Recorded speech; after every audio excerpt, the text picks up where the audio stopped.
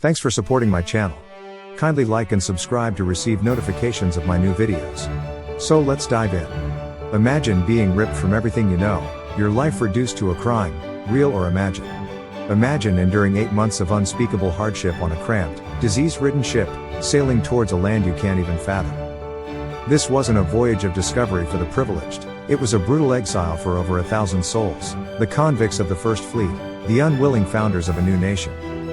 The First Fleet consisted of 11 ships with approximately 1,500 people, including convicts, soldiers, and crew members. Quite surprisingly, 20 babies were born during the 8-month-long voyage. Until 1782, English convicts were transported to America. However, in 1783 the American War of Independence ended. Thus America refused to accept any more convicts from the British, forcing Britain to establish a new penal colony. What crimes did the convicts of First Fleet commit? The most common reason for transportation was theft. This included pickpocketing, shoplifting, stealing horses and sheep. John Hudson, described as sometimes a chimney sweeper, was the youngest known convict to sail with the First Fleet. He was only 13 years old. There were women convicts on other transports in the First Fleet.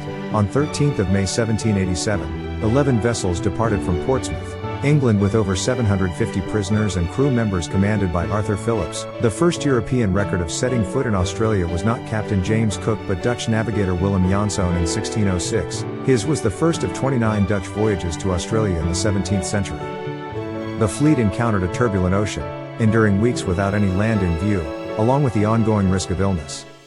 The efforts to ensure prisoner health taken on the First Fleet were relatively successful, resulting in 48 deaths from almost 1,500 people. As in previous invasions and colonizations around the world, the British First Fleet arrived in 1788 carrying new and deadly epidemic diseases such as tuberculosis, influenza, measles and smallpox. However, on the Second Fleet, of the 1,006 convicts transported aboard the fleet, 1/4 died during the voyage and around 40% were dead within 6 months of arrival in Australia.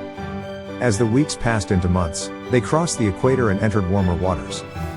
The fleet's final stop before arriving at Botany Bay was at Cape Town at the Cape of Good Hope, now South Africa. There they replenished their stores of water and food for the rest of the journey to Botany Bay. Following over 8 arduous months at sea, the 11 vessels of the First Fleet at last neared their destination. Captain Arthur Phillip RN was the commander of the First Fleet of 11 ships that sailed into Botany Bay, New South Wales, in January 26, 1788.